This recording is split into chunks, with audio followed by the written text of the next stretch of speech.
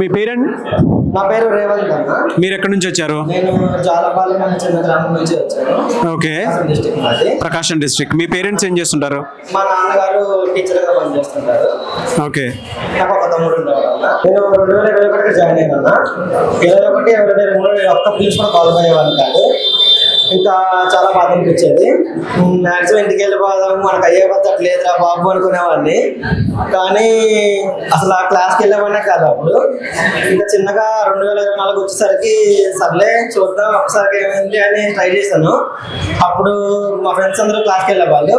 సర్లే వాళ్ళతో పాటు వెళ్దామని నేను వెళ్ళిపోయాను. అలాగా అసలు క్లాస్కి వెళ్ళాము కొంచెం అర్థమయ్యేది కాదు నాకు సరిగా.